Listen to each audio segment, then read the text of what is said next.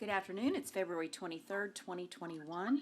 And before we begin our council meeting for this evening, would you please join us in a word of prayer from Councilmember Bolden? Let us bow for a moment of prayer. Heavenly Father, as we continue to venture into this new year, let us reflect on your continuing mercy and grace. Let us reflect with gratitude on all that we have been given in life, our families, our friends, our health, and the beautiful community that we live in. Let us reflect with sadness on the pandemic events that have put so many people in peril. Father, bless each and every one that's affected by the recent storms. Surround them with your love and protection. Let them know that we are praying for them and their loved one. Father, give our citizens the strength to endure, to stay strong, and make the storm recoveries as good as it was in the past or even better. Let us pray for the health and happiness in our community. As we continue to look forward into the new year with a renewed sense of purpose, whether our impact is to be big or small, affecting many or affecting one, let us use our time, energy, and effort to make a difference in the world. Father, I pray for the agenda set before us today. We ask this in your name. Amen. Thank you, Mr. Bolden. So I will now call our meeting of February 23rd, 2021 to order. And as a reminder, our meeting last week on February 16th needed to be postponed because of a winter storm. So we are holding that meeting this evening. Would you join me for the reciting the Pledge of Allegiance?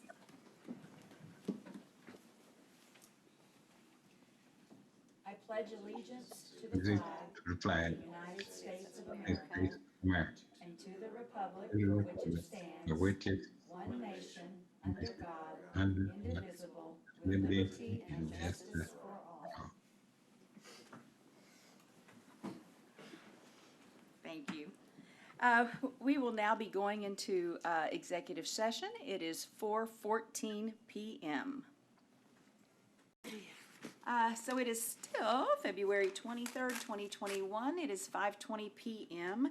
Council has returned from executive session and no action was taken. Continue our meeting for February 23rd, 2021. Our agenda item number 4, open forum. We have no one registered for that. So we're going to move to agenda item number 5, items to be removed from the consent agenda. And we have 2 items. We have the minutes from our meeting of February 2nd, and item B is an approval of a donation of $1,000 from the state of Rachel Anderson to the city of Nacogdoches. I know I don't usually read out what our consent agenda items on that are, but I did want to make a special note for Ms. Anderson. She has been a good friend to our community, and we're saddened by her loss, but very appreciative that she remembered our city in her will. So, Chair would entertain a motion for approval unless something needs to be pulled for further discussion. Motion to approve the consent agenda. Second. Okay, thank you. It's been moved and seconded that we approve the consent agenda.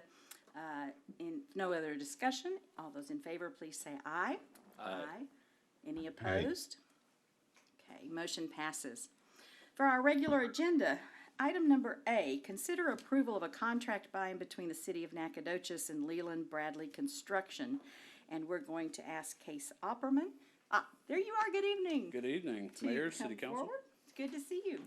Good to see you on the other side of last week.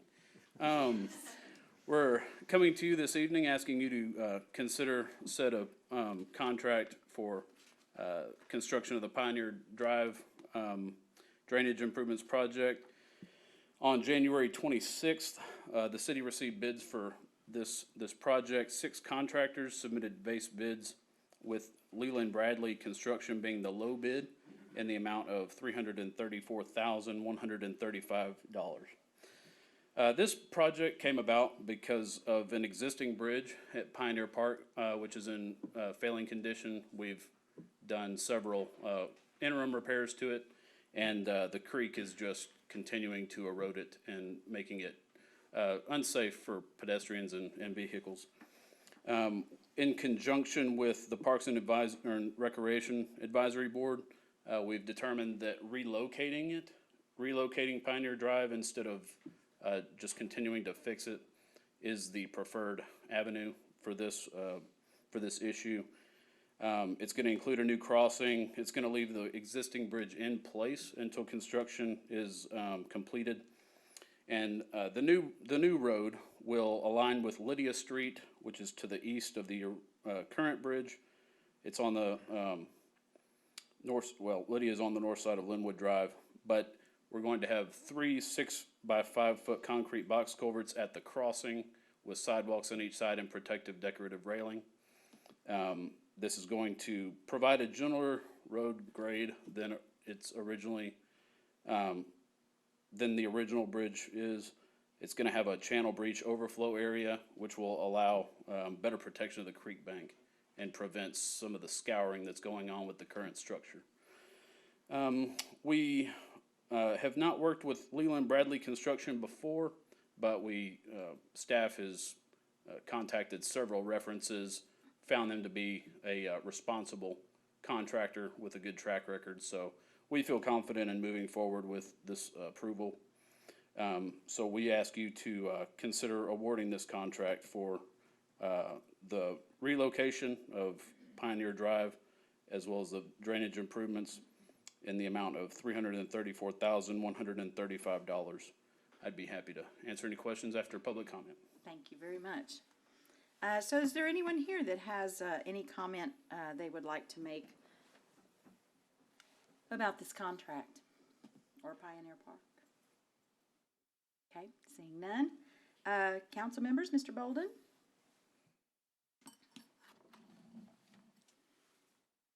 You will need to unmute, Mr. Bolden, if you have any questions or comments. Oh, thank you, Mayor. Case, Yes, is this just one way? That street going to be just one way in? that's a good question. I believe it is going to be two-way, but I would have to check on that to verify. Oh, okay. All right. And this amount of funding is for the bridge and the improvement just at the bridge location?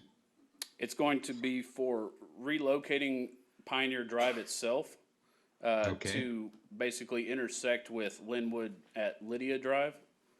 And it's going to construct the new culvert structure as the creek crossing. And also, after that's completed, it's going to also include the demolition of the existing Pioneer Drive and bridge. Very good. Is the bid price, how many bid prices did we look at? We had 6 contractors who submitted on this bid. Okay. Thank you. Yes, sir. Mr. Hens? No questions. Okay, Mr. Anderson? No questions for me. Ms. Fisher? Hi, Case, nothing. Okay. Okay. And I think this is great to see because we are so lucky with our parks, and that is historically one of our most beautiful parks. And so trying to keep it safe and updated is such an asset to our city. Okay, if no further, I'm sorry? Feedback? Okay. Chair will entertain a motion. I'll make a motion that we pass agenda item 7A as it's written. Second. Okay, moved and seconded that we approve agenda item 7A as written. If no further discussion, all of those in favor, please say aye. Aye. Aye. Any opposed? Motion passes. Item B, discuss and consider donation from Pilgrim's Pride, and I'll let him explain that, Brian Bray. Good evening. Good evening, Mayor, Council. Brian Bray, your Community Services Director. And yes, that is an interesting process, Mayor. So back in August, your Fire Chief, Keith Kipler, came and presented to you about the Pilgrim's Pride Hometown Strong Grant. And in his presentation, he talked about building out of the Emergency Operations Center and construction of a fire training facility. And those items were presented to Pilgrim's Pride. And after some feedback from their corporate office, they said, you know, let's hold off on the fire training facility, but kind of proceed with the Emergency Operations Center, but bring some more ideas to us. So a second proposal was submitted that included construction of 4 restrooms, along with the build-out of the Emergency Operations Center. And once again, that feedback from the corporate office and your executive staff, it was, okay, so we want to focus now on the Sportsplex. And the reason why we've shifted from fire training facility to Sportsplex is this is the first time Pilgrims has done this project. So this is the first time out of the gate for them, and they were more than happy to work with us and just say, hey, let's figure out a way to get something that our staff, that their staff, Pilgrim staff, really wanted, that was a need for the city. So that's where we ultimately ended up with, was a list, a menu item that included everything from a water line to an indoor shooting range to a fire training facility, improvements to the Sportsplex, and we submitted that to Pilgrims and said, here's a whole list of items that are all within the footprint of this complex. Please let us know what you're interested in. And what they ultimately ended up approving was construction of a restroom. So the facility's never had a restroom out there. We've used porta potties for years. Improvements to the fence and gate along Farm to Market Road 3314. So right now there's kind of an old dingy chain link fence about 4 foot tall. The funding will allow us to install a 6 foot tall black vinyl chain link along with a movable gate, so it's a little bit easier. I don't know if Councilman Anderson has ever tried to move that gate out there when he's gone to play soccer, but sometimes it acts right and sometimes it doesn't. It's a bit of a struggle. Also some parking and security lighting. You can see on the map where the little yellow dots are located. The only way for people to see safely to get back to their vehicles today is for us to leave the field lights on for an additional period of time. Well, if the game runs late, then the lights shut off, and so that's going to be a huge benefit. Soccer netting. These are not the nets that go on the back of your soccer goals, but if you've ever been to a complex where there are fields close together, these are the 20, 25 foot tall big black nets that when people like me are running down the field and I miss, which I do often, and it goes over the soccer goal, it keeps it from going into the adjoining field. In the case here at the Sportsplex is we have a very wet area that we lose balls in all the time, and so this will enable us to keep from losing those balls going forward. Construction of a scoreboard, so when we have the Hispanic League host championship games out there, whether it's our adult league, our competitive league, so we'll have an official scoreboard and have more of a sense of a stadium feel than just a grass place to play. And finally, improvements to the paving, some striping and signage. If you've been out to the Sportsplex, you'll see that as you progress into the parking lot, almost where that green and tan pinkish color line is on the map, the parking lot degrades the more you go in. And so Pilgrims wanted to provide more parking for those that attended the Sportsplex events, and so that's where that came from. So Mayor, I'm happy to answer any, I almost forgot the naming. I got so excited about the projects that there's a naming component. So Pilgrim has asked, as part of this donation, that the complex be named Pilgrim's Sportsplex. This isn't something that we have happen very often. There have been 2 other occasions that I've been associated with that are park related, and one of them was Splashadochus.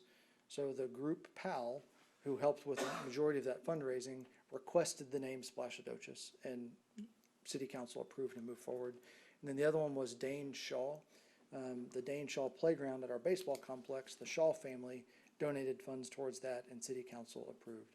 So I just bring that up because it's not something, Mayor, you see very often, and I'm not sure if council members were here when either one of those, well, Splashadochus, but I wasn't sure if they were here for Dane Shaw.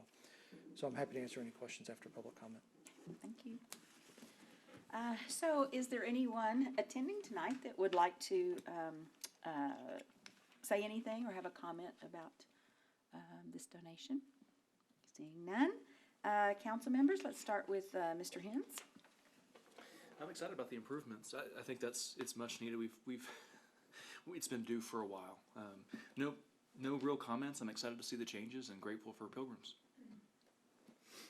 Mr. Anderson.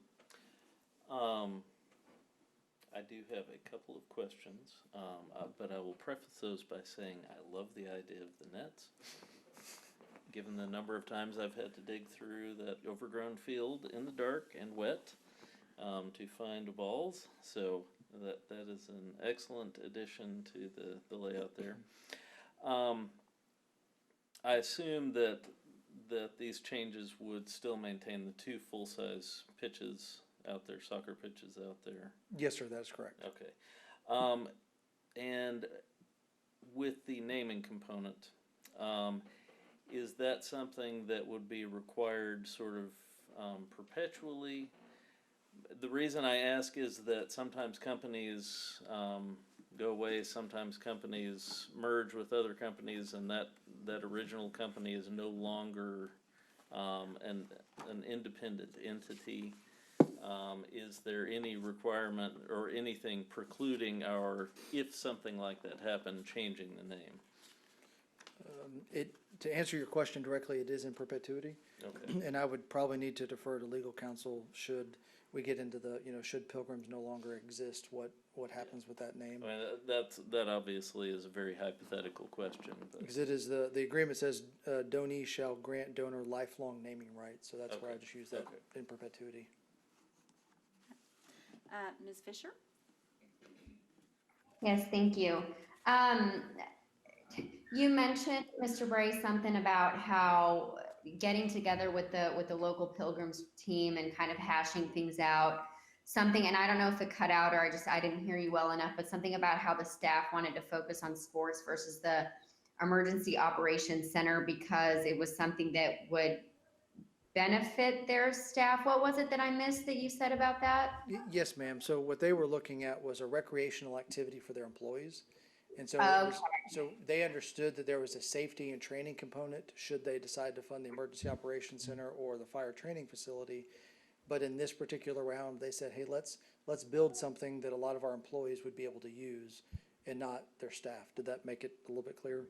Thank you. Yes, that's exactly. And honestly, reading through this, I was kind of put off by, let me preface this by saying very, very, very grateful for the donation, obviously, and for the interest in the community and in bettering the sportsplex for the community. I think that that's great. I was a little bit like taken aback by the real hesitancy to help finish building out our Emergency Operations Center or fire training facility, which both seem like very legitimate, necessary things. But given that the explanation that you just gave me about them wanting to have something that also benefits their employees, I get that. I'm also glad that you mentioned the name issue, and also that was something that I was put off by when I was reading it, and I felt like, well, maybe it's because I'm new to all of this, but it felt weird to me. I mean, the Dane Shaw thing, that's a memorial name, right? And so I get that. The requiring that there be a name change to their company name is weird to me. I don't know if it's weird enough to want to reject $500,000 very generous donation for the Sportsplex, but like, I don't even know if there's a question there. It's really more of a comment. I'm just a little bit like put off by them wanting to name the entire Sportsplex after the company. I don't know. It's weird to me. Okay. Anything else, Amelia? Okay. Mr. Bolden? You need to unmute. I wanted to. Yes, thank you, Mayor. Sure. Really no question, maybe a comment. Is the funding short term just to do the improvements, or is this we are going to be responsible for the maintenance and upkeep through the years? Yes, sir. This is a one-time donation for this project, and then the responsibility going forward would be city.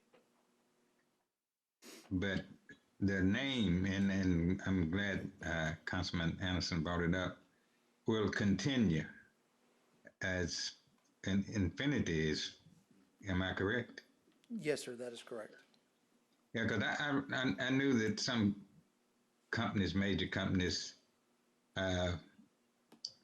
put out, I know it's Southwestern Bell before they went away.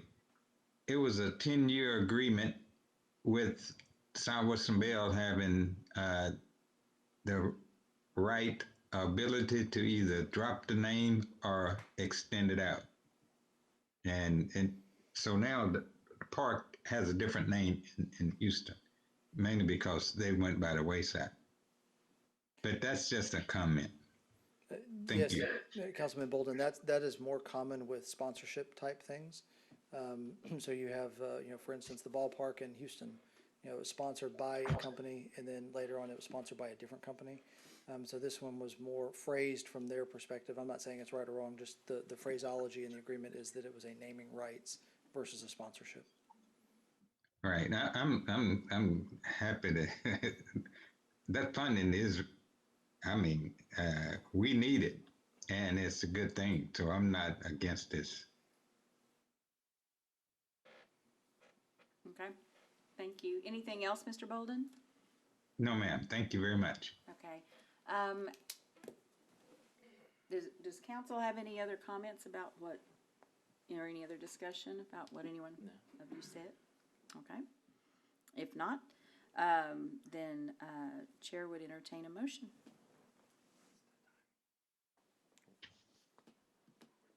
Well, I'll make a motion to accept the donation and approve agenda item 7B. I think it is. I'll Yes, second. 7B. I'll second. Okay, moved and seconded. Any further discussion? If not, all those in favor, please say aye. Aye. Aye. Any opposed? Motion passes. Thank you. And you're not going anywhere. Item C, receive presentation on upcoming events and activities. This is good. I think we're all in need of this. Thank you, Mayor. Once again, Brian Bray, your Community Services Director. So 2020 has been described in, I don't know how many different countless ways, but I've recently heard 2020 was a year where nothing happened or everything happened, and it kind of depends on whether you're a glass half full or half empty type person. But we had every event canceled, sporting events, concerts, plays, festivals, you name it, we canceled for very good reasons, mind you. I'm not undermining the why, but everything did cancel. We'd really like to look at 2021 as a year to reopen NAC, kind of setting aside this last week that we had where we shut everything down again. But that's actually kind of good timing in that going forward, we want to keep the event list you saw very flexible. We understand that we may not all be accomplished. We may be able to accomplish more than what we have on that list.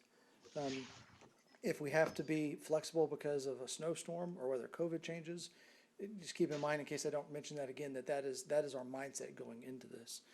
But we want to have new events, new partnerships, new promotions. Starting off the year, you probably noticed that there were a lot of small events.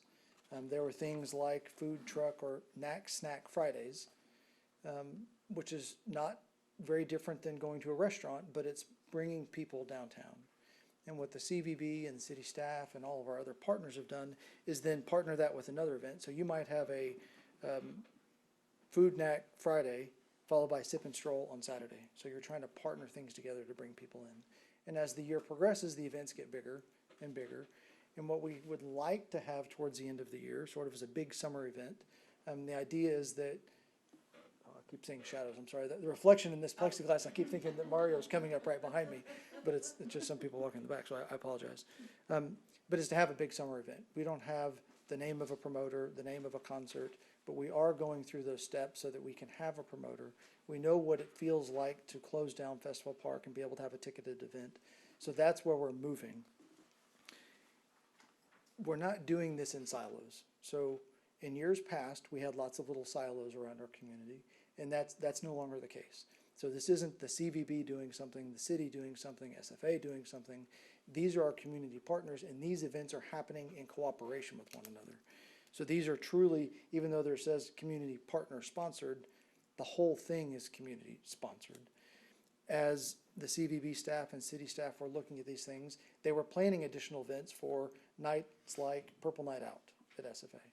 You know, should they be able to cram the Coliseum again? Because at some point, whether it's 2021 or 2022, 2023, we're going to get back to that point at some point, so we might as well go ahead and prepare.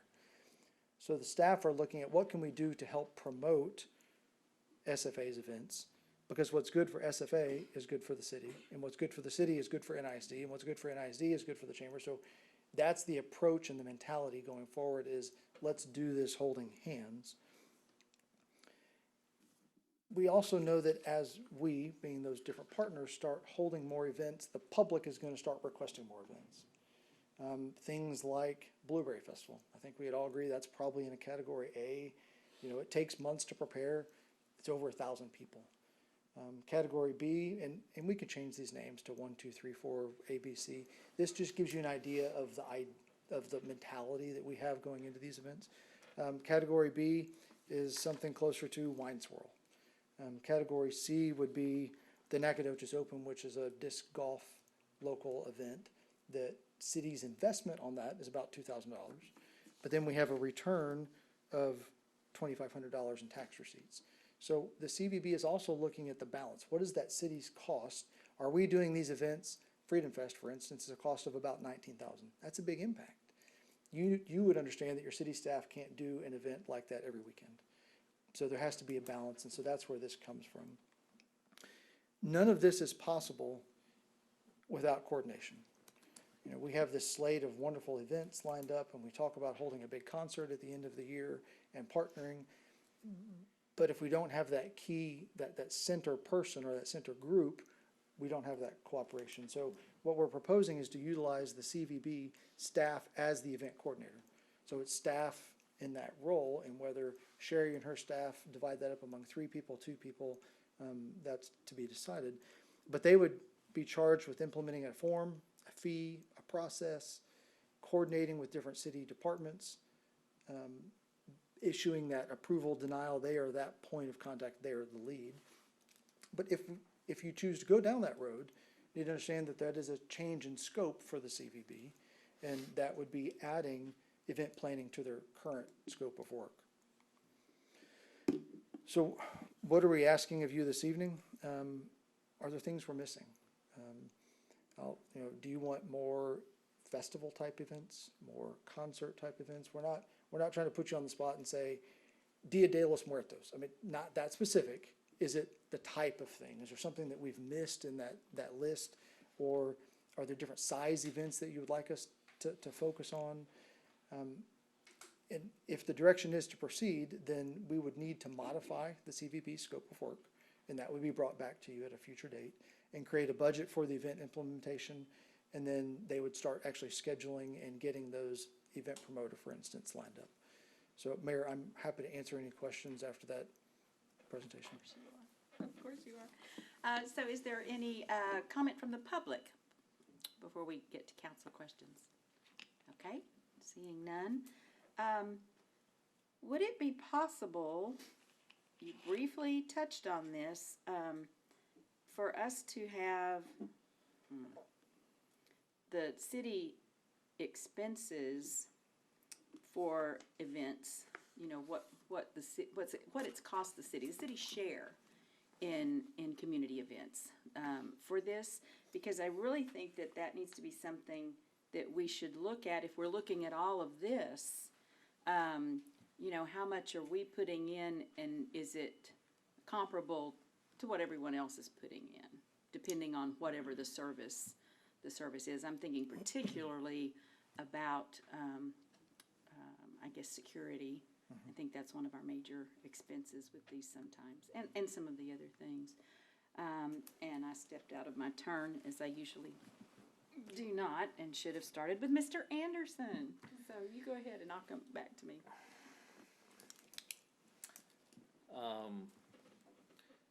Being a fan of live music, I am always interested in more musical events, and specifically ones in some of the public areas rather than, because in the list there are lots and lots of them at say Bonita Creek Hall, places like that, but that's not necessarily the place for everybody to go. So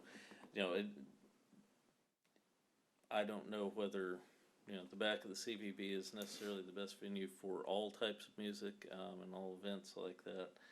But I'm always in favor of adding, just in general, more musical events, more cultural events. Whether it's I have seen some municipalities that will bring in sort of a for lack of a better term, traveling art displays, something that might be able to go in the CVB even temporarily if there's a space there for it or in another public space. And beyond that, I appreciate your having compiled all of this, and I look forward to our being able to get back to doing more of this stuff. Okay, great. Thank you. Ms. Fisher? So Councilmember Anderson, I wrote in my notes, more cultural, more music. So first of all, I want to say I love the idea of partnering with other institutions. And Mr. Bray, in your introduction, sort of talking about how one thing benefits another partner. And so I love that approach and appreciate you guys trying to put something together and getting the ball rolling on community events. I do think that it's going to be a delicate balance between being responsible with where we are at the pandemic, obviously, and as a city by hosting an event, setting an example of safe behavior, but it's also a balance with allowing people to make their own decisions with what they feel safe about risk level wise. So I appreciate the understanding moving forward of, these plans are in place, but it's all with the idea of safety in mind and where we are in the pandemic. So thank you for that. Just a little bit on the cultural events and the music. I do think that, kind of echoing what Councilmember Anderson said, that indoor concerts at Bonita in a pandemic are problematic, and also that also is catering to a particular crowd. And so I would like to see more varied types of music, maybe in open air settings and not inside a crowded bar. And then in terms of cultural events, I would like to see more different cultural events too, for like Dia de los Muertos, but celebrating different cultures. I have a question. I didn't see the multicultural festival on the list, and that's probably because I know that the Sacred Heart Catholic Church runs that, but I do remember that having been held, I know for sure 1 year, I don't know if it was more than 1 year, in the downtown square, and that being a really popular community event. And I'm wondering, one, why, if you know, why that stopped being held in the downtown area, and two, if that would be something that we could explore with the church about helping host again. Yes, ma'am. And so there were several factors on why it moved from downtown, but a lot of it was the coordination. And when the church took over as the main component of that, they moved it over to the grounds of the church. And I'm kind of looking at our CVB director over here, and I'm sure she would agree with me that we would like to have more of those events move back downtown, because that is what Festival Park was designed for. And so if that's something that you as councilman would like us to pursue, we would be more than happy to help coordinate that with the church. I would love that. Thank you. Okay, Mr. Hens? Excuse me. I love what you've done in aggregating all these events and breaking down the silos. That's really helpful. I think for a drum that the city can beat over and over again, the CVV can beat, the chamber and everybody else can beat. That's really helpful, because for me, every once in a while I get an email from the chamber or somebody else, and I'll think, oh, geez, that's great. I need to put it on the calendar. And it just doesn't happen. And so it's really nice to have it in one spot. I love what you mentioned about the disc golf tournament, that we have that kind of data, that it cost the city $2,000. I don't know if that was for policing those wild disc golfers or what, but what exactly, we spent $2,000 there and we got $2,500 back in tax receipts. Am I right in assuming if it was all sales tax, it'd be about $30,000? Is that 2.5 that's coming directly to the city, or 2.5, at 8.25%? So some's going to the state, some's coming to us, or how do you calculate that? Do we know? You want to answer that? I guess what I'm getting at is, I don't mean to put you on the spot. Are we as a community getting $2,500 back in taxes on an investment of $2,000? And can we get that kind of data on each of these? That way we can determine what are the best ROIs, best bang for the buck. Yes, and it's not an exact science. I mean, That's there's- okay. You know, and so there's a membership that Sherry and the CVB are a part of that we plug in lots of factors. Number of people, number of nights. I mean, there's the type of event because disc golfers spend differently than soccer players and differently than festival goers and different than music concert goers. I mean, there's all of those factors are plugged in, and then it spits out a here's your estimated tax return. And yes, the events that it kind of ties in, if you don't mind, Councilman Hines, kind of responding back to Mayor's question as well, or intro kind of answers both, is we do have cost for 5 events, but that's because we had already started gathering some of those city costs over the last couple of years. And going forward, one of the things that, in talking with the CVB, that is a factor in this determining who's approved, who's not approved, what does that city cost. To run down the list to more directly answer the mayor's question, city share for Blueberry Festival is about 16,000. And we have a return of 20,000 in sales tax. Freedom Fest is a 19,000. And once again, you know, please, these are Precise numbers, check. exactly, yes, sir. 19,000 on city cost with a return of $628 in sales tax. Wine Swirl, 5,000 city cost, return 1,300. Nacogdoches Open, city cost 2,500 and return 2,400. The Dia de los Muertos is 2,800 city cost with sales tax return of 840. So those are the only ones that we've been able to acquire to date, Mayor, but going forward, that's something that we would acquire as each event is happening so that we can then turn around and report to you. And then also so that the coordination, event coordinator can better determine, is this something that's sustainable? This year, yes, it might be, but then looking forward, maybe it's not sustainable. And there's also then a cost factor associated with the permit. Something that costs $500 on city staff is probably a low permit fee. Something that costs $20,000 is probably a high permit fee. I love that. Did that answer your question? I know I kind of went in a Absolutely. roundabout way, but I Thrilled. tried to kill 2 birds with one That's stone. perfect. So I do think that if we start doing this and beating that drum, that it's gonna build on itself. We're gonna have a lot of requests. So I do think that we're gonna wanna have a process for that. So to have good data, especially if we can forecast it and say, well, soccer players spend more than disc golfers or whatever, and have some way to put metrics to it, because we're gonna get asked to partner with SFA and with more organizations, I think, more than we've ever imagined once we start pushing this out there. So just for us to establish a process, I think would be really good. And I love the numbers. That's fantastic. I wish we made more on fireworks, but sorry, Keith. Do you want to say something? You want to go before Mr. Bolden? Because I skipped him and I didn't mean to. It's okay. Never before Mr. Did you hear anything else? No, that's great. Thank you very much. No, that was really good. Mr. Bolden, Yes, thank you, Mayor. you are welcome. I really love that event calendar. I think it's great. I'm also with other council members about music and arts, but the partnering.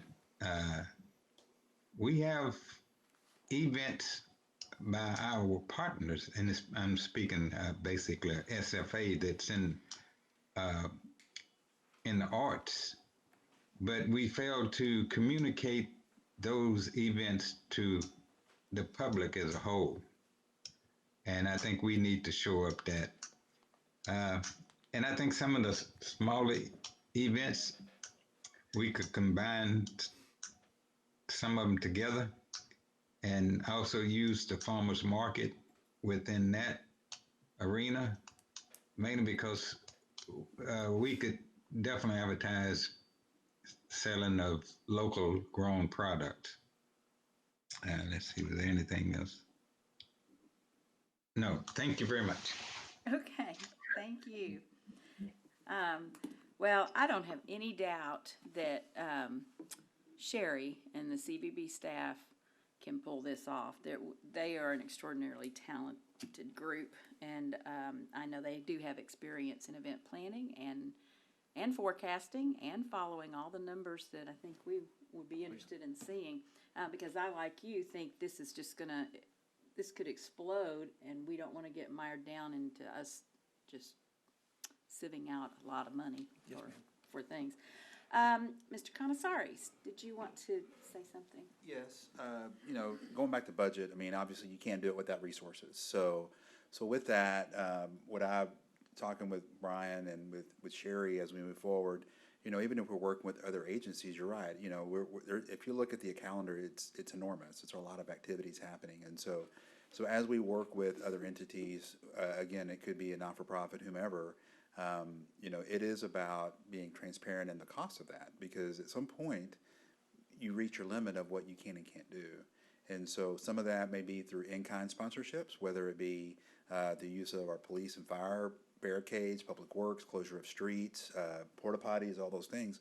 Those are all cost, and it's a way for the other entities to raise funds for their operations. And so, but that is a cost. And so with that, I believe also opens up opportunities for that entity to well market the city as being a primary sponsor, or whatever level of sponsor it needs to be, because if it were not for the city pulling that off, their event will not be able to be successful. So while some of those are going to be subsidized, it is about that return on the investment of hopefully folks having a good experience when they're here, and they come back and they reinvest in our community through future visits, potentially coming back again and spending money again on future events, and just having a good time in our community. But I do believe that we need to establish a budget, need to be very transparent about it, certainly estimate, because we've missed a year on events, and then as we get more experience, refine those numbers, and to really at some point determine whether events should continue or not, because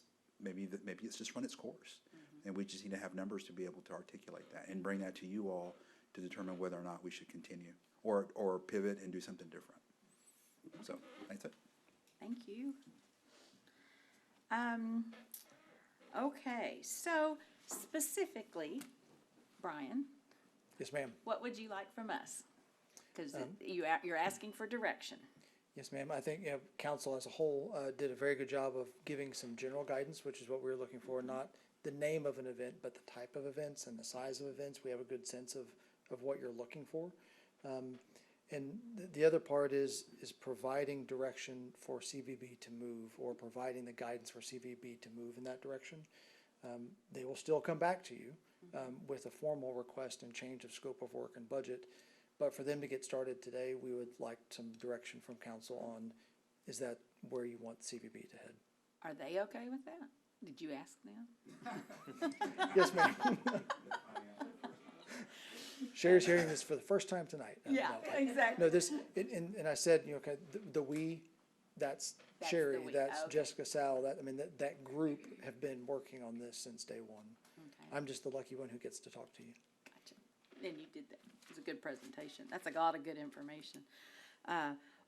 Well, you know how I feel. I just stated that. So is nodding heads up and down if you need any comments? No? Okay. So yeah, go ahead. Go for it. Thank you, Mayor and Council. Thank you very much. Moving on to item D, consider authorizing staff to submit a preliminary application for a sidewalk project. Mr. Bartlett, good evening. Good evening, Mayor and Council. So tonight we are seeking your authorization and support to allow us to create and submit a preliminary application for a new sidewalk project in Nacogdoches. Currently there are grant applications being received under TxDOT's 2021 Transportation Alternative Set-Aside Program. So just a little bit of background. Federal Highway Administration pushes a lot of funds through the state, and the state administers them. One of those programs is bicycle and pedestrian route practices. So TxDOT is currently looking for locally sponsored projects for this in cities that have 200,000 or less. So it's targeted not towards the large urban areas, and that's good. These are competitive funds and competitive grants. So basically they have a two-step process where a preliminary application goes in, they look at the feasibility of your project, and then if it is feasible, there's a more extensive application that's made later. So it allows folks to kind of quickly show and quickly apply. We, as staff, would like to recommend to you considering a project along South Street. This was a project that we previously submitted under a Safe Routes to Schools project, another TxDOT funding mechanism. It was a slightly shorter version of this. This particular project's about 7,500 feet long. This would basically then glue together pieces of sidewalks that are there, little pieces, and would give us contiguous sidewalks effectively from the south loop all the way to the north loop with the project that's currently going on North Street. So we felt that that was a great target for us. There are a lot of other targeted areas for sidewalks, so we're certainly open to whatever discussions that you would like to see. We estimate the cost for this one, and understand it's a very high level thumb estimate, is about $1.5 million. So I tell you that specifically because these programs have a 20% match component typically. So if we were at full match, that would be upwards of $300,000 match ultimately. So now in this particular case, there are areas that have been designated by TxDOT to be eligible for transportation development credits. And Nacogdoches is one of those areas. So what that means is that we will not have to come up with the full 20%, but it's unknown what that is until we submit a preliminary application and find out. But so by authorizing this tonight, understand that we may come back to you for the secondary application if we're chosen, and then there will ultimately be a matching component for that. So these projects are due originally in the information we gave you March 1st. They've extended that for a week, bless their hearts. We appreciate that, to March the 8th. And then projects will be selected in the middle of April for further consideration with detailed applications due by the middle of June. Ultimately, in October of this year, those awards will be given out. So it would be October before we would know for sure how competitive we were. So again, tonight, we're asking for your permission to submit a preliminary application. We're proposing the South Street project as one viable way to do it, and be happy to take your feedback and answer questions after public comment. Thank you. So is there anyone here that has a comment regarding this application? Okay, seeing none. Ms. Fisher, let's start with you this time. I don't have any questions. I think it's great. I love you guys picking that area and full steam ahead, in my opinion. I think it's great. Thank you. Okay, Mr. Bolden? Yes, ma'am, Mayor. I'm also agree with Councilwoman Fisher because Fredonia Elementary School is in that area, and that would be a big boost because it's not safely even to get up to Fredonia Church, which is a very large church with a big membership. So I'm looking forward to it. Hope we can receive the funding. Thank you, Mayor. Okay, thank you. Mr. Hens? I think it's great.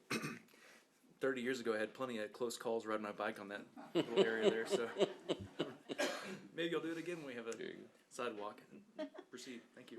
Okay, Mr. Anderson? No, I am also all for it. You know, obviously we would love to have sidewalks everywhere, but there are limits to what we can and can't do, and this seems like a great target project for this particular program. So Perfect. yeah, I'm all for it. Okay, so hearing that, Chair will entertain a motion authorizing staff to submit that application. I'll make a motion, we pass agenda item 7D as it's written. I'll second. Okay, moved and seconded, we approve agenda item 7D as it is written. If no further discussion, all those in favor, please say aye. Aye. Aye. And any opposed? Motion passes. Thank you very, where did Steve go? Thank you, Steve. You're ready to go. Item 7E, receive a report from Fire Chief Keith Kiplinger. Good evening, Mayor and Council. Keith Kiplinger, your fire chief. I'd like to start by thanking Jan, who always puts me right after Unicorns and Rainbows from Brian Bray, Sidewalks from Steve Bartlett, and I get to talk about COVID and deadly winter storms. So, thank you. So I think everybody is well aware of what happened over the last 13 or so days, and I just wanted to give you, Council, an update, and also the public an update of where we are and also where we've been. and what some of the challenges were that we faced over the last week as a community. Starting with WFAA in Dallas, their weather map captures a really good example of the winter storm warning. That's the most severe warning that you could ever see when you have all 254 counties across the state of Texas and large swaths of our neighboring states also in a winter storm warning. So this was a pretty serious event over a very, very large area. This is different than anything anyone has ever seen, certainly here, and so that just gives you a little bit of an idea of the scope of the challenge. So as the situation evolved, we faced freezing temperatures, snowstorms, rolling blackouts, water system failures, an ice storm. Our normal power infrastructure problems that happen during bad thunderstorms and other events, which is the poles and wires falling apart, and then significant resource shortages, fuel, water, food in many cases, including fuel, water, and food for emergency responders who are out on the street. So those challenges continued to evolve as the week went on. So were we unique? Well, in many ways, yes, our situation was unique. You know, we got more snow than many of our neighbors. We got more ice than many of our neighbors. We had some serious, pretty significant challenges. But just so that you understand the severity, 15 million Texans were without water across the state. That was a little over half of the population of the state of Texas was without water for some period of time. 5 million people across Texas were without power at some point during this storm. In Nacogdoches, somewhere north of 65,000 people in Nacogdoches County lost power, and almost everyone in Nacogdoches County lost power. So this was a pretty significant storm. There were a few pockets of people that just happened to be on the lucky leg of the lucky branch, of the lucky limb, of the lucky tree that kept their power and water, but that was a very small number of people. So that you have sort of an idea of what that actually looks like. On a normal week, and we had just randomly picked a week, we answer about 670 911 calls in our dispatch center.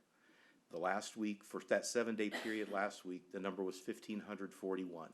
And I'll tell you that the vast majority of those were over about a 30-hour period.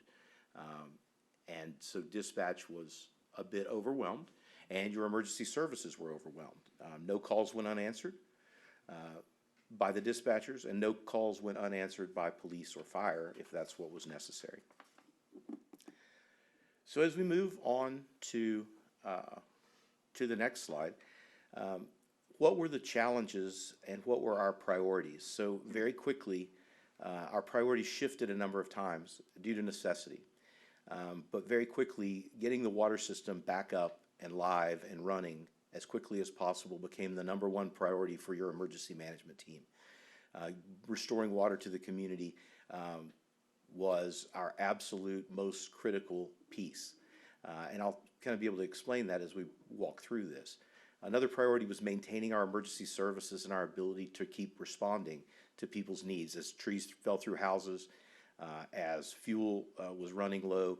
Having an ambulance sitting at the depot behind 12 cars like it was 1978 during the fuel crisis probably wasn't the best answer. And so we had to really work through that a lot. Our hospitals became absolutely critical in our prioritization as both of them lost water. One of them was without power for a very long time and running on generator power, which is limited. They can't run all their facilities. And so without the ability to have water and electricity in a hospital, we can very quickly have some really challenging situations. And so the things that you have to think about is if you have a hospital with 100 staff people and 50 patients, they have to use the restroom. And so we very quickly were looking for porta potties to take to the hospitals. We were providing bottled water because they didn't have the ability to flush toilets, the ability to wash hands. And so moving a lot of that product in a very short period of time became absolutely critical to keeping those facilities safe and healthy and operating and to minimize the loss of life. The next thing is nursing homes. We have 6 nursing home and assisted living facilities here. All of them lost power. All of them lost water. And again, with those congregate living facilities, you have particular challenges. And in those populations in nursing homes, that's our most vulnerable people in our community. And so as we worked through this priority list, we made certain that we absolutely prioritize them. And as an example, a police officer and firefighter went twice a day, every day last week, to each nursing home and physically made contact with the manager, assessed their needs, and we dispatched teams to bring water, to help them with generators, to provide them fuel so that they could stay warm, to provide blankets, whatever that looked like during that morning and afternoon visit. We made sure that we did our best to provide those. And those folks were working as hard as they possibly could to save the lives of those people in their care. Our dialysis centers became a real challenge as well. People that are on dialysis with end-stage renal failure have to be dialyzed on a very routine basis. They can't go multiple days without having dialysis. And so one of the challenges is that dialysis centers require a fairly large amount of water to be able to do the medical procedure that's involved. And so we have 2 dialysis centers. We very quickly identified one, the larger of the 2, that was the easiest one to get the power back onto, that was the easiest one to get the water into, and using our hospital partners, we were able to divert a potable water truck and using Encore, get them to very quickly, within 48 hours, get them electricity, and using our firefighters and our public works folks, figure out a way to get a truck full of potable water into a dialysis center, unhook it, go to a fire hydrant that was still working near a well, refill, and go back to the dialysis center so that we could literally, so that those folks working in the dialysis center could literally save those lives. The next day, we were able to get the other dialysis center up and running as well, and so we were able to keep those people out of hospitals. And I can't even, we'll talk in a minute about all the partners. The list is so long of the people that helped through this time that it's immeasurable. But I will tell you, the East Texas Jeep Club was going to people's homes, picking them up, taking them to dialysis, and then picking up a dialysis employee that hadn't slept in 16 hours and taking the patient back home and the dialysis employee home and turning around the next day and doing the same thing. And that happened hundreds and hundreds of times across our community with just people that have Jeeps and like to go ride around in the mud. So the next priority we had was absolutely our shelters. And so you'll notice the theme is these are all congregate facilities, right? Places where large numbers of people were. Beginning the Thursday before the event, we worked with our shelter plan and very quickly were able to determine that Godtel was going to be a great place to open as our first shelter, as they had lots of beds available. Their new facility out on Douglas Road allowed them a dramatic expansion from their downtown facility, and it also, they have the ability to provide food and heat and water and shelter, and they already do this every day. So very quickly, Godtel stepped up to the plate and agreed to become our first shelter of last resort. I will tell you that any time we have shelters open, they are shelters of last resort. The best thing you can do is go to your neighbor's house that still has power and sleep on their couch. The next best thing you can do is call your family in Lufkin that may still have water and go sleep on their couch. Congregate living in a shelter is not comfortable. It's a very uncomfortable cot. We'll provide you some water and some food and hopefully a place to go to the restroom, but there's not a lot else. And so we really want to encourage people to take care of their neighbors and their friends, and largely that happened. But we had to prioritize that sheltering. So our shelter plan was, and it will be tweaked, but I look for it to be similar to this. Godtel is our first shelter of last resort. The rec center, the city rec center on North Street, second. The county civic center, third. And then SFA and NISD both offered facilities had we exceeded our capacity. We did not exceed our capacity, and so we were able to house it in the first 3. We were able to maintain the numbers. Now with COVID, we had real challenges there. The rec center, because of COVID regulations, could only hold 30 people. The civic center, the big, giant, beautiful shelter building that the county built, could only hold 100. And so we were very constrained with 65,000 people with no water and no electricity and room to house maybe 500 across our community. And that became a real challenge. I'll also tell you that the county jail became very problematic without water. They had something in excess of 200 inmates. And no water at the county jail becomes a particularly daunting experience, I'm told, for the jailers and also the prisoners. And so we very quickly prioritized them as well. About the time the water came back on, their heating and ventilation and air conditioning system failed, and so they didn't have heat. And so now they had a need for more blankets and things like that. We also prioritized, and I couldn't fit it on this page, but we also prioritized our hotels. Initially, we did 2 checks a day at the hotels, just like we were doing at the nursing homes, making sure that whatever they needed, we could provide. And so as we walked through that process, we literally moved hundreds of pallets of water to the hospitals, nursing homes, hotels, neighborhoods, hundreds and hundreds of pallets of water. Nacogdoches Coca-Cola provided us disaster pricing, and the amount of water we got from the warehouse in Nacogdoches, I saw the bill this afternoon, and at disaster pricing, which is about 66% off, it was $22,000 worth of water just from Coca-Cola, and that's kind of cost plus delivery. But that just gives you an idea. We worked with Anheuser-Busch to get water. We worked with the state to get water. We were going everywhere trying to find water for these people, primarily in those congregate facilities that had to have that water and didn't have any way to get out and go get it. So now we're phasing into recovery mode. Water systems, making sure that our water system is completely up and running. We've had a 2,000-gallon water tender here from the Porter Fire Department for over a week that has supported our firefighting efforts when we didn't have water. And now we have a lot of facilities that still don't have fire sprinkler systems up and running. We're hopeful that that's rectified by tomorrow and that we can release that asset to go back home to check on their own homes. That is part of the TIFMAS program that we participate in all the time, where we go to California or we go to West Texas on wildfires to help those folks out. We put in a call to the state, and we got the help that we needed for this disaster locally. So that's one of those really good programs that we pay it forward, but this time we got paid back, and so that's a really positive. We also have a lot of repairs and recovery to do with regard to electrical systems. That's not only on city facilities, but around town with the electric company. We're conducting damage assessments. We started that yesterday morning, putting fire trucks on the road, doing windshield surveys of neighborhoods, driving up and down streets, identifying homes with large trees down, trees through the house. And then that was another search for us looking for those broken water meters or broken water systems. And so I will tell you that the assistant police chief and I yesterday turned off 2 water meters when we were going to Eastwood Terrace to deliver some food for the residents over there. We found 2 leaking water meters, and so the entire city, everybody's looking for that, and we're trying to make sure that we can recover. We're also preparing to our application for FEMA disaster assistance. We will probably be back potentially March 16th to ask you to approve a contract with a professional firm that puts together public assistance requests from FEMA.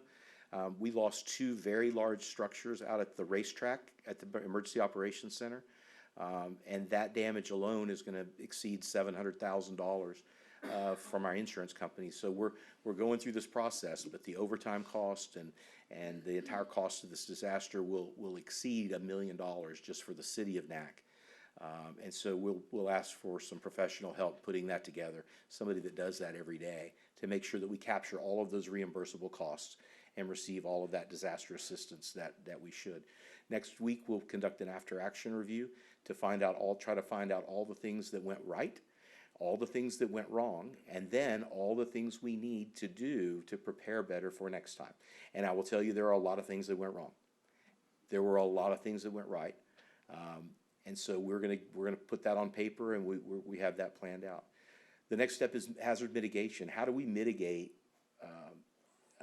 this from happening in the future? What are the steps we can take? Well, we know some. We know we need to buy about 4 more trailer-mounted generators that'll run wells and fire stations and things like that. And so we know some of that, right? And so we can pretty quickly do that. We need to be able to park the Princess Potty inside a building so that it doesn't freeze when we need to take it to Memorial Hospital. And so we've identified some of those mitigation actions, and over the next over the next month or so, we'll try to continue identifying those and make sure that our systems are all designed, not necessarily to support the snowstorm of the century, but that we are as best prepared as we can fiscally responsibly be. And so we're going to work through that. So who was involved? I want to make sure that I tell you about our partners that were involved in the thank you list. Larissa has a spreadsheet that's about 700 rows long that she's been putting together for us. But our relationships with Stephen F. Austin and NISD have never been better. Fire trucks and ambulances were fueling at the bus barn to avoid having to sit in lines. DP's Texas Electric was receiving their fuel for their diesel trucks from the fire department fuel supply out on the West Loop because of convenience and ease in and out. And so as this unfolded, if you got out, you saw the fuel lines. We all worked together in a really amazing way, and it took about 90 minutes to work out an agreement with NISD for us to go get their gas. And most of that was trying to figure out what staff member they were going to send up there to help us pump. And so we did that for a long period of time. The city and county worked together in unified command throughout this entire event. And I can't stress enough the city staff from across departments, the Economic Development Corporation, fire and police, of course, water utilities, public works, parks crews, librarians. I'm not sure what Brian Bray did, but I saw him a lot for the last 13 days or so. I've seen him a lot. But people stepped into roles that they aren't traditionally in. When you have librarians that are running shelters, and you have police officers that become logistics section chiefs overnight, and they're landing Chinook helicopters at the airport to offload water. Those are roles that many of us don't typically serve in, and everyone across the board stepped up to the plate and provided the best service we could. Did we have failures to function? You bet. Are there things that we can do better? Absolutely, and we'll own those. Did we do the best that we could in the conditions that we had with the situation we had? I believe we did. And I think going forward, this is going to give us all a real opportunity to figure out how we could do better. So I'll be happy to step aside. I do want to mention dozens of companies, dozens of nonprofits, the United Way, Godtel. I can't speak highly enough of Godtel. And they're going to go on my charity list now and they weren't there before. And so as I go through my year end writing checks to people that make a difference in our community, Godtel's definitely going to be there. And I guess I'll bump my United Way donation up and make Gary Lee happy as well. So I'll be happy to answer whatever questions you have after public comment. Okay, thank you so much. Does anyone have any comments? Okay, hearing none. We're going to start with Mr. Bolden.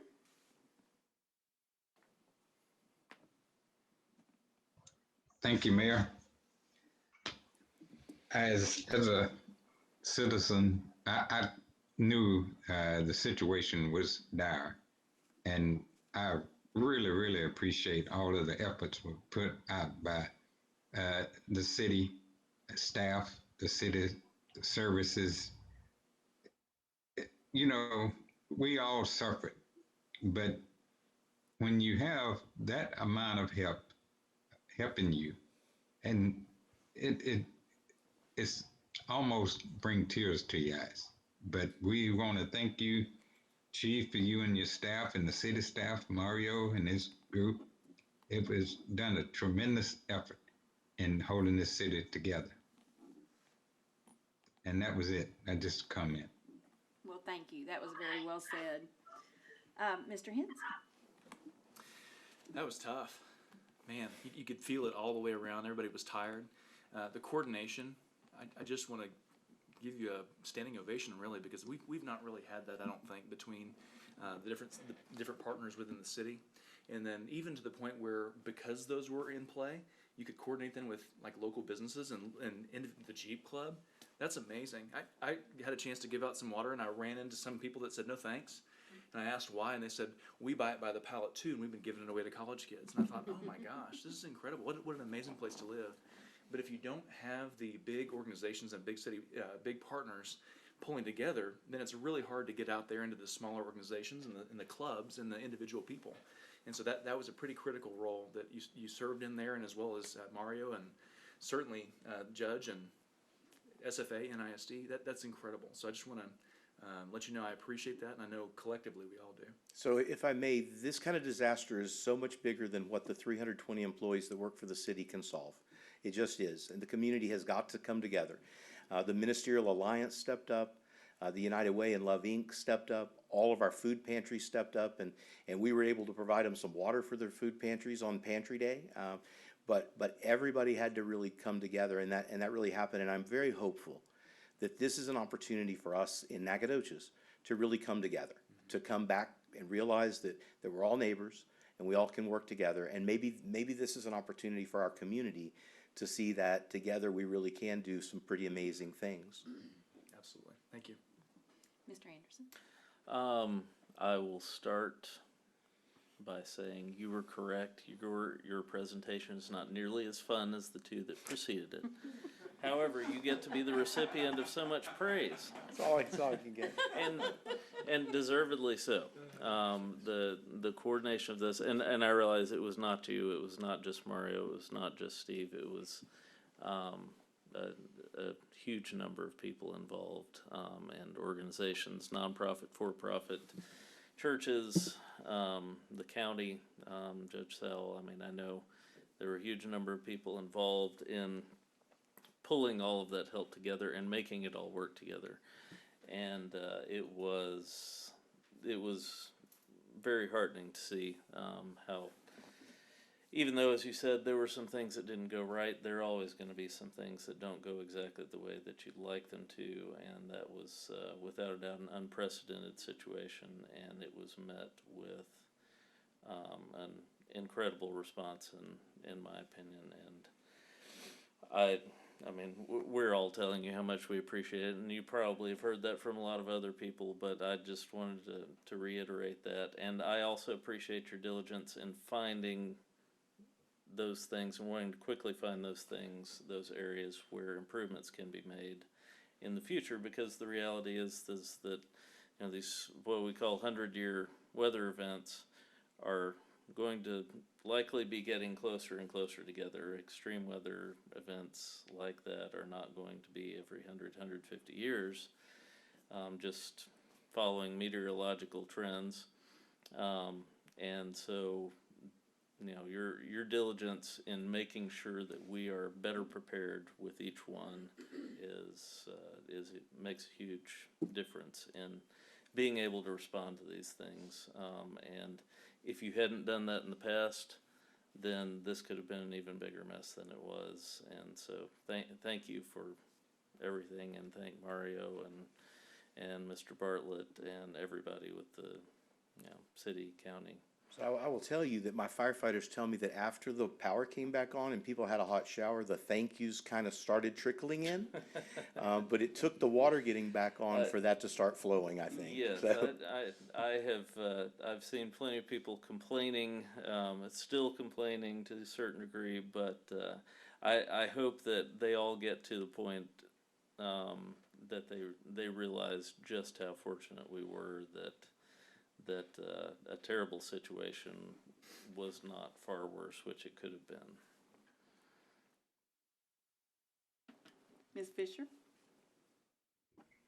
Chief, I am just constantly impressed and in awe of you and of city staff and the way that you guys handle these kinds of things, this weather disaster, the vaccination clinics, your work ethic, your dedication to this community, and the level of compassion that just shines through in everything that you do. And it's what Mr. Bolden said. I mean, I'm saying this and I'm almost crying. I think that the communication was so good from the city, so consistent and clear.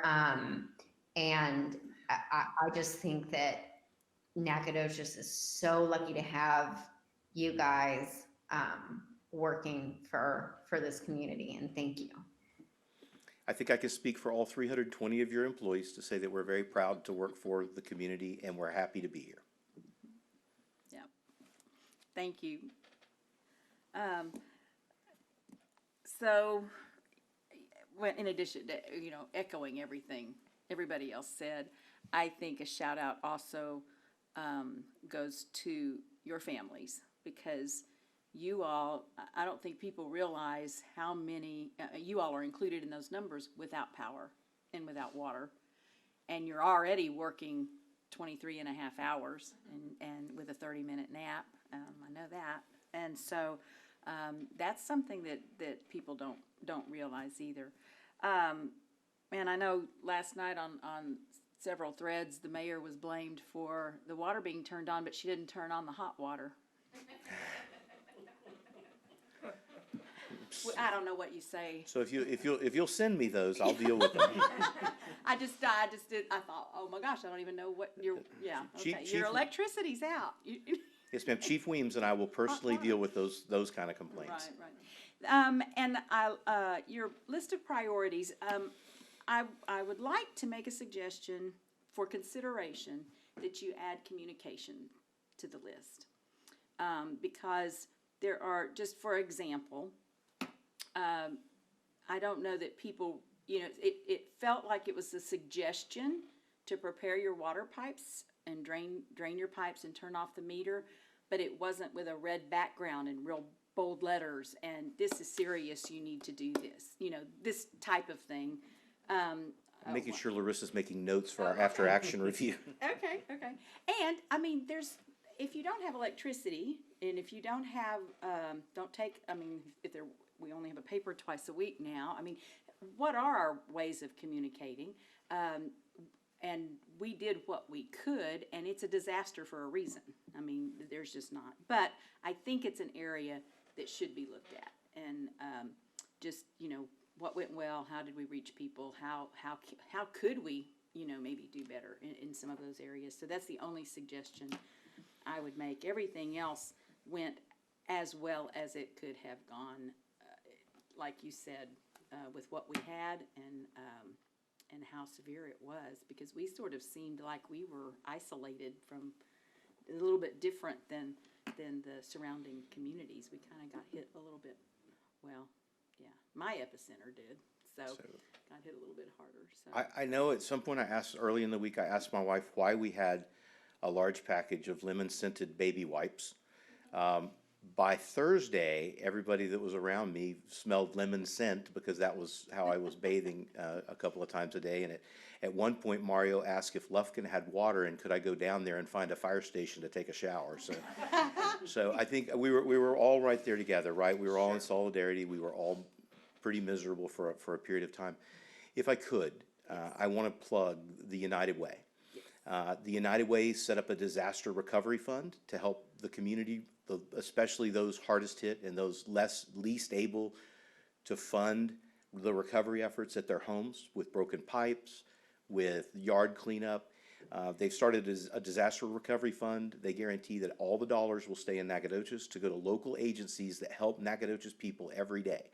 We are hopeful that they will raise a pile of money, and that we will have long-term a pre-established disaster fund that's earmarked, that sits at the United Way, that when we have a disaster like this, we can immediately get help to the local folks. And it doesn't have to be a disaster this big, but if we were able to do that. So please, as you go about your philanthropic endeavors, think about the Nacogdoches Area United Way Disaster Fund. And if you have people that like making donations and it feels good to help somebody local, this is money that will help our local people recover from what happened last week, but will also hopefully prepare us better to help people in the future. thank you. So that moves us to item F, which is considering the adoption of the resolution that I signed a couple of days ago. So go right ahead. So the mayor initially, before the disaster, on the 13th, the mayor issued a disaster declaration that was effective at midnight on February 13th. By law, those disaster declarations are effective for 7 days without council authorization to continue the declaration. Last week, as the initial declaration was to help us prepare for the disaster and to set in place the emergency management plan and to give us the authority to make some moves to get ready for the disaster.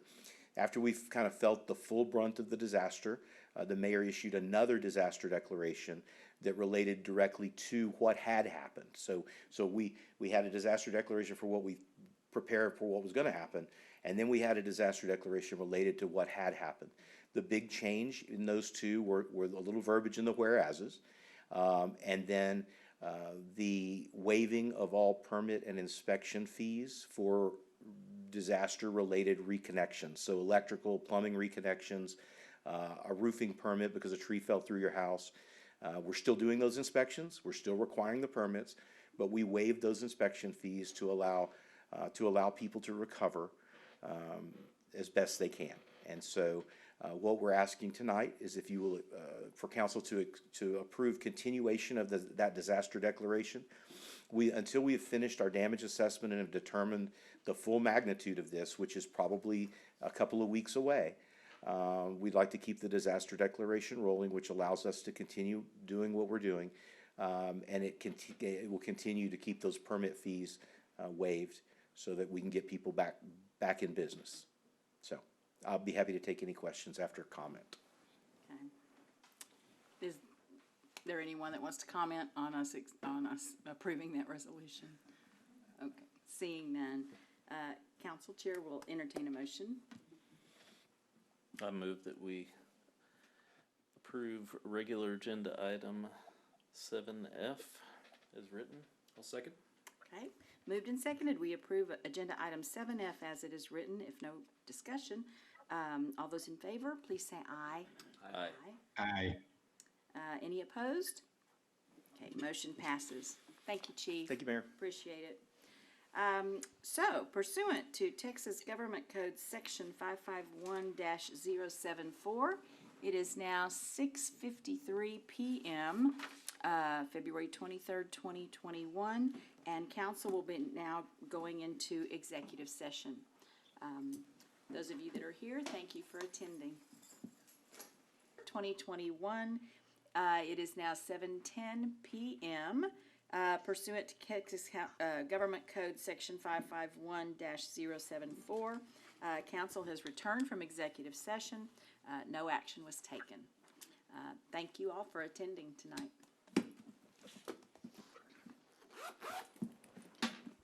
Good night, everybody. Good night. Bye, dear. Good night, Amelia. Bye, Roy.